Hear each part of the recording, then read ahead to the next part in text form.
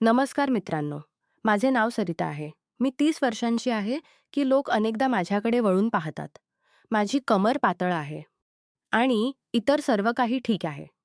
मी महाराष्ट्रातल्या एका छोट्या गावात राहते. माझी लग्न झालेली आहे. पण पती पुण्यात नोकरी करतात म्हणून मी एकटीच घर सांभाळते. त्यांची कमतरता मला खूप जाणवते. कधी-कधी रात्री खूप लांब वाटतात आणि मी विचार करते की कोणी सोबत असते तर किती छान वाटले असते. खैर, आज मी तुम्हाला माझी आणि माझ्या भाच्या रवीची एक गोष्ट सांगणार आहे. रवी माझ्या बहिणीचा मुलगा आहे. 22 वर्षांचा तरुण, उंच, मजबूत आणि दिसण्यात खूप स्मार्ट. तो कॉलेजात शिकतो पण सुट्ट्यांमध्ये माझ्याकडे येतो. ही गोष्ट गेल्या वर्षीची आहे. जेव्हा रवी उन्हाळ्याच्या सुट्ट्यांमध्ये माझ्या घरी आला, मी विचार केला चांगले आहे. घरात कोणीतरी असेल नाहीतर एकटेपणा सतावतो. रवी ट्रेनवरून उतरला आणि थेट घरी आला. मी दारावर उभी होते.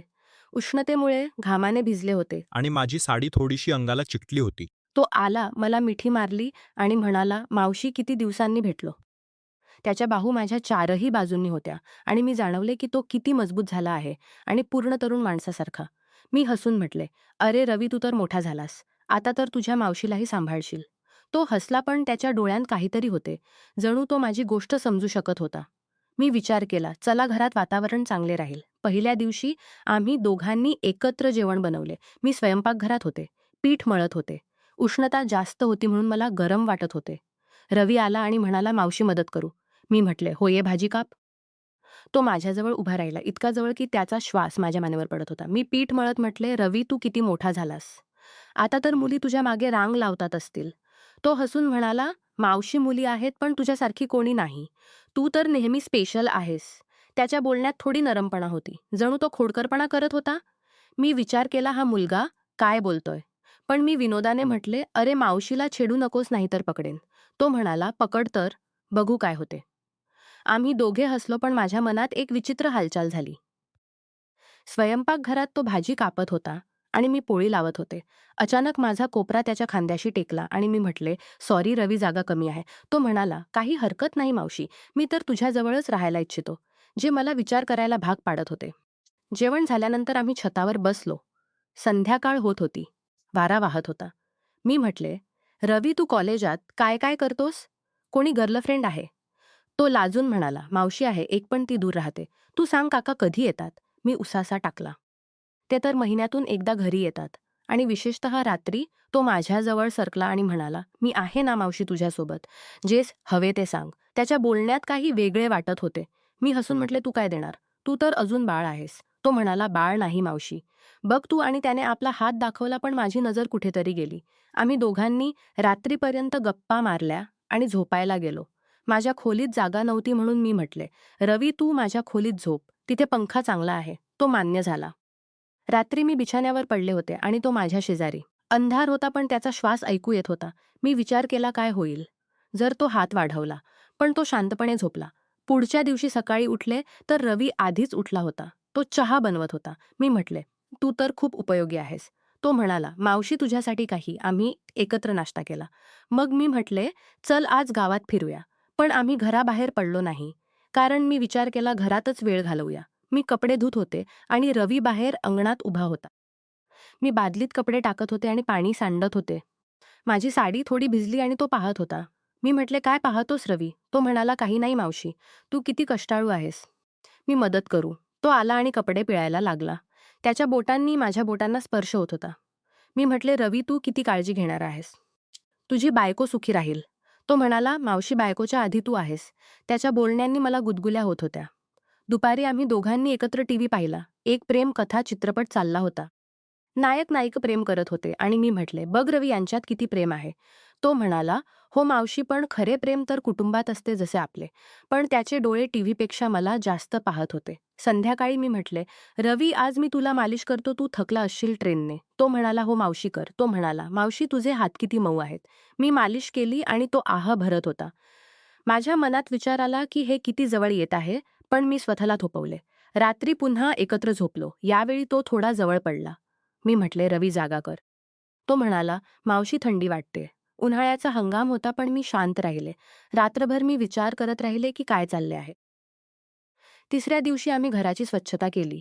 मी झाडू लावत होते आणि रवी पोछा करत होता. मी खाली वाकले होते आणि तो मागून आला. मी म्हटले, "अरे सावधान रवी." तो म्हणाला, "सॉरी मावशी." पण तू किती लवचिक आहेस. मी हसले पण आतून गरम वाटले. दुपारी मी म्हटले, चल रवी आपण काही खेळ खेळूया. आम्ही लुडो खेळायला लागलो. प्रत्येक वेळी, मावशी जर मी जिंकलो तर तू काय देशील? मी म्हटले, जे तू म्हणशील. तो म्हणाला, एक चॉकलेट. मी हो म्हटले आणि तो जिंकला. त्याने मला आपल्या आईसारखे मिठी मारली दीर्घकाळ. मी म्हटले, बस रवी पण तो म्हणाला मावशी किती छान वाटते. संध्याकाळी आम्ही बाल्कनीत बसलो. मी माझ्या जीवनाच्या गोष्टी सांगितल्या कसे लग्नानंतर एकटेपणा आहे. तो म्हणाला मावशी मी आहे ना तुझ्या प्रत्येक दुःखात. त्याने माझा हात धरला. मी सोडला नाही. रात्री झोपताना तो म्हणाला मावशी एक गोष्ट सांग. मी सांगितली आणि तो माझ्या खांद्यावर डोके ठेवून ऐकत होता. चौथ्या दिवशी सकाळी रवी म्हणाला मावशी आज मी तुला नाश्ता बनवून देईन. तो स्वयंपाकघरात गेला आणि मी पाहत होते. तो अंडी फोडत होता आणि मी म्हटले, रवी तू किती कुशल आहेस. तो म्हणाला मावशी तुझ्यासाठी शिकलो आहे. आम्ही एकत्र खाल्ले आणि मग मी म्हटले चल घरामागील बागेत जाऊया. तिथे फुले तोडत होतो. मी एक फूल तोडत होते आणि काटा लागला. रवीने माझा हात धरला. मी म्हटले, रवी काय करतोस? तो म्हणाला दुःख कमी होईल मावशी पण मी म्हटले, ठीक आहे. दुपारी आम्ही पुस्तक वाचत होतो. मी एक कादंबरी वाचत होते आणि रवीने विचारले काय वाचतेस? मी म्हटले प्रेमाची गोष्ट. तो म्हणाला मला वाचून दाखव. मी वाचले आणि तो ऐकत माझ्याजवळ आला. संध्याकाळी आम्ही योग करायला लागलो. मी स्ट्रेच करत होते आणि तो पाहत होता. मी म्हटले, तूही कर. तो माझ्या मागे उभा राहिला आणि मदत करण्यासाठी. मी त्याचा स्पर्श जाणवला. रात्री तो म्हणाला, मावशी मला झोप येत नाही. मी म्हटले, माझे डोके दाब. तो दाबायला लागला आणि त्याचे हात माझ्या केसांत होते. 5व्या दिवशी आम्ही घरातच डान्स केला. रेडिओवर गाणे चालू होते आणि मी म्हटले, चल रवी डान्स करूया. तो म्हणाला, हो मावशी. आम्ही डान्स करत होतो आणि तो मला धरत होता. गाणे रोमॅन्टिक होते आणि आम्ही जवळ आलो. मी म्हटले, बस रवी थकले. पण तो म्हणाला, आणखी कर ना. दुपारी मी त्याला माझ्या जुन्या फोटो दाखवल्या. मी तरुण होते त्यात आणि तो म्हणाला, मावशी तू किती सुंदर होतीस. मी म्हटले, अजूनही आहे. तो हसला. संध्याकाळी आम्ही चहा पीत गप्पा मारत होतो. तो म्हणाला, मावशी जर मी म्हणालो की मी तुला आवडतो तर? मी म्हटले, कसे आवडतो? तो म्हणाला, सर्व प्रकारे मी शांत राहिले. रात्री झोपताना तो माझे पाय दाबायला लागला. मग असेच दिवस जात राहिले. प्रत्येक दिवशी रवी जवळ येत होता. त्याच्या बोलण्यात, स्पर्शात काहीतरी होते जे मला उत्तेजित करत होते. मी विचार करत होते की काय होईल जर आपण सीमा ओलांडली. पण मी मावशी आहे तो भाचा. तरीही वातावरण गरम होत होते. एक दिवस आम्ही घराची अलमारी साफ करत होतो. मी वर चढले होते आणि रवी खालून धरत होता. तो पाहत होता. मी म्हटले, खाली पाहा रवी. तो म्हणाला, मावशी तू किती सुंदर आहेस. मी खाली उतरले आणि त्याने माझा हात धरला. आम्ही दोघे एकमेकांच्या डोळ्यात पाहत होतो. वाटले जणू काही होणार आहे.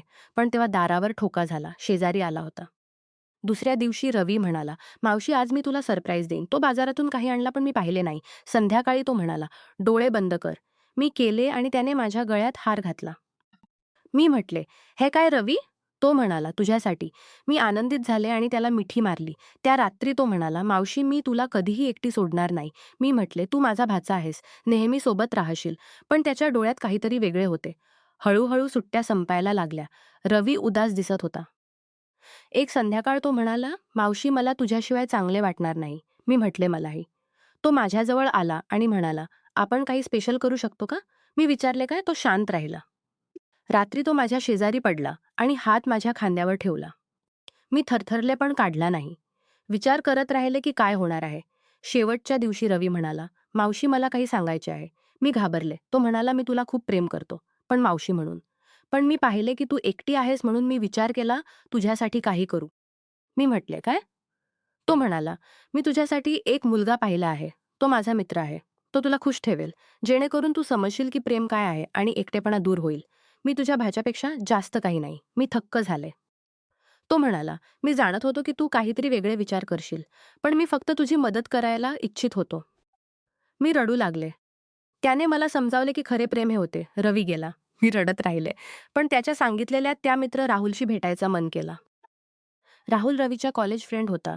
चांगली नोकरी, स्मार्ट आणि रवीने म्हटले होते, तो मला खुश ठेवेल. पहिली भेट कॅफेमध्ये झाली. राहुल आला, हसला आणि म्हणाला, मावशीजी रवीने तुमची इतकी प्रशंसा केली आहे की मी स्वतः आकर्षित झालो. आम्ही गप्पा मारायला लागलो, कॉफी प्यालो, हसलो. त्याचे डोळे रवीसारखेच होते. खोल, खोडकर. हळूहळू आम्ही भेटायला लागलो. रात्री गप्पांमध्ये जात. पण खरा धक्का तेव्हा बसला जेव्हा एक घरी येई जेवण खाई. रात्री गप्पांमध्ये जाल. मी चुकून तपासला जेव्हा 1 महिन्यानंतर राहुलने आपला फोन घरी सोबत. रवी लिहित होता, यार मावशी अडकली ना. आता तू एन्जॉय कर. मी तर पूर्ण सेटअप केला होता. ती एकटी होती. मी सुरू केले. "तू संपव, फोटो शेअर कर." आणि राहुल, "ब्रो थँक्स, ती कमालची आहे. तुझी मावशी नाही आमची." मी शॉक झाले. माझ्या हातातून फोन पडला. मी लगेच राहुलला फोन केला आणि त्याला विचारले. तो घाबरला आणि कबूल केला. मी पतीलाच गावी आले. आम्ही पोलीस स्टेशनला गेलो. रवी आणि राहुल यांच्याविरुद्ध तक्रार नोंदवली. पोलिसांनी चौकशी केली आणि त्यांना अटक केली. त्यांना योग्य शिक्षा झाली. माझ्या एकटेपणाने मला असा धोका निर्माण केला होता. मी शिकले की कुटुंबातील संबंधांमध्ये सीमा ओलांडणे कधीही योग्य नाही. एकटेपणात विश्वास ठेवताना सावध राहावे. खरे प्रेम आणि आदर कुटुंबात असतो, पण त्याचा गैरवापर करणाऱ्यांपासून सावध राहावे. आता मी माझ्या पतीसोबत अधिक जवळीक वाढवली आणि एकटेपणा कमी करण्यासाठी गावातल्या इतर स्त्रियांसोबत वेळ घालवते आणि त्याने पश्चात्ताप व्यक्त केला, पण संबंध कधीही पूर्वीसारखे झाले नाहीत. अशा प्रकारे ही घटना माझ्या आयुष्याला शिकवण देऊन गेली की आत्मविश्वास आणि सावधगिरी महत्त्वाची आहे. नमस्कार मित्रांनो, तुम्हाला ही कथा आवडली असेल तर चॅनेलला सबस्क्राईब करायला विसरू नका. आणि यापेक्षाही अधिक रंजक व्हिडिओ पाहण्यासाठी माझ्या चॅनेलवर नुकताच अपलोड केलेला नवीन व्हिडिओ नक्की पहा. तो तुम्हाला खूप आवडेल अशी मला आशा आहे.